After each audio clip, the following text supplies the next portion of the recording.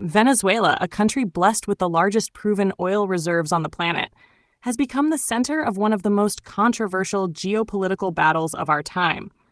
What is really happening in this South American nation?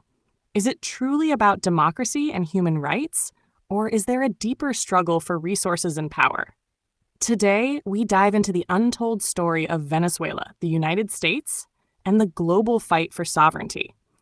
In the late 1990s, Venezuela was at a turning point.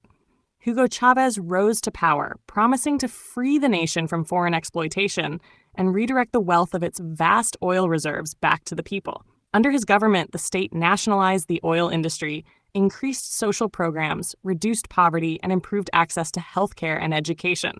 Millions of Venezuelans felt hope for the first time. But this shift came with a cost. The United States, long dependent on Venezuelan oil, saw Chavez's policies as a direct challenge to its influence in the region. In 2002, Venezuela faced a coup attempt that briefly removed Chavez from power. Although the U.S. government denied involvement, declassified documents later revealed its support for the coup plotters. It was the first clear signal. Venezuela's independence was seen as a threat to U.S. interests. After Chavez's death in 2013, Nicolás Maduro inherited both leadership and conflict. Under Maduro, Venezuela faced one of the worst economic crises in its history. Falling global oil prices hurt the economy, but what came next made the situation catastrophic, sweeping U.S. sanctions. These measures restricted Venezuela's ability to sell oil, access financial markets, and even import food and medicine. While Washington framed these sanctions as a tool to pressure Maduro, United Nations reports showed the devastating humanitarian consequences. Hyperinflation exploded, hospitals ran out of supplies, and millions of Venezuelans were forced to leave their homes. Today, the situation is more tense than ever. Washington has intensified its pressure on Caracas, deploying military assets to nearby regions and increasing cooperation with neighboring countries like Colombia and Guyana. At the same time, Maduro has strengthened Venezuela's alliances with Russia, China, and Iran, raising fears that the conflict could escalate into a larger confrontation between global powers.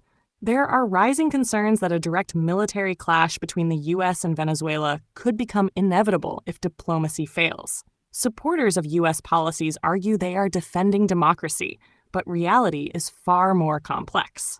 Even critics of Nicolás Maduro admit that his government has become increasingly authoritarian, concentrating power, restricting political freedoms, and clashing violently with opposition movements. But this does not change the fact that Washington's priorities are not truly about democracy.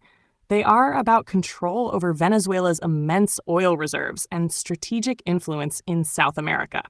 If the United States truly cared about human rights, why does it maintain close ties with other authoritarian governments around the world when it suits its interests? The difference with Venezuela is simple. Caracas has chosen an independent path and aligned itself with powers that challenge U.S. dominance. To better understand this, we must look beyond Venezuela and examine the long history of U.S. interventions across the globe. Take Iraq, for example. In 2003, the U.S. invaded after claiming Saddam Hussein possessed weapons of mass destruction. Those weapons were never found. The war devastated Iraq, killing hundreds of thousands and destabilizing the entire region, while U.S. companies secured lucrative oil contracts. Look at Libya in 2011. Muammar Gaddafi led Africa's wealthiest nation with free healthcare, education, and high living standards. NATO, led by the U.S., launched an intervention claiming to protect civilians.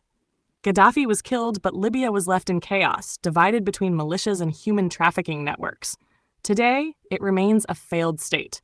Or consider Chile in 1973. The socialist president Salvador Allende was overthrown in a coup backed by the CIA. General Augusto Pinochet seized power, ruling through fear and repression for nearly 2 decades. Washington supported him openly because he aligned with U.S. economic and political interests. Panama, 1989. Under the pretext of capturing Manuel Noriega on drug charges, the U.S. invaded and bombed Panama City, killing thousands of civilians. Behind the scenes, the goal was clear: secure control over the Panama Canal, a strategic route for global trade. The pattern is unmistakable.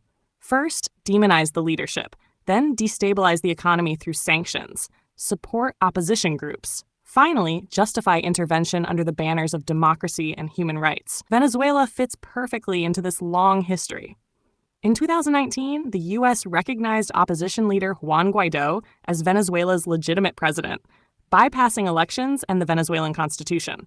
Billions of dollars in Venezuelan foreign assets were frozen in U.S. and European banks.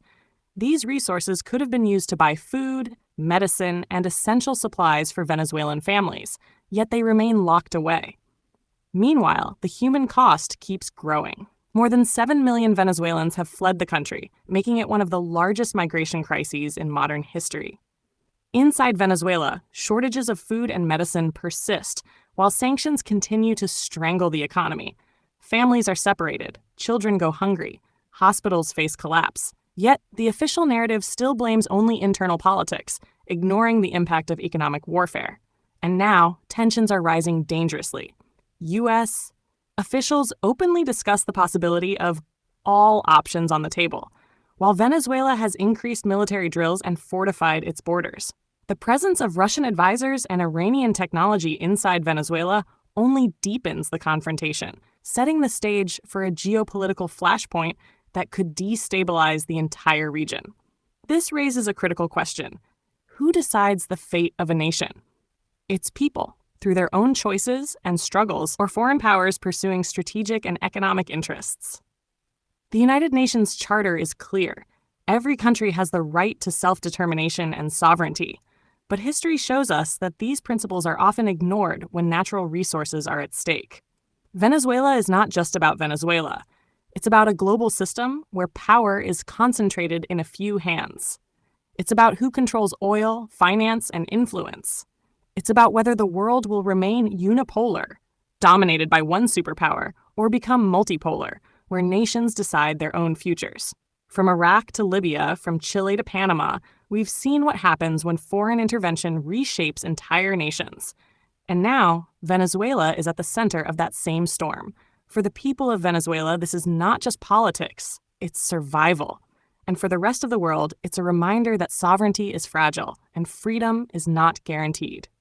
If you believe every nation has the right to choose its own path without foreign interference, then share this video so that more people understand the truth. Subscribe to our channel for more deep investigations into global conflicts, and don't forget to like this video to support our work. Together, we can spread awareness and bring hidden truths to light.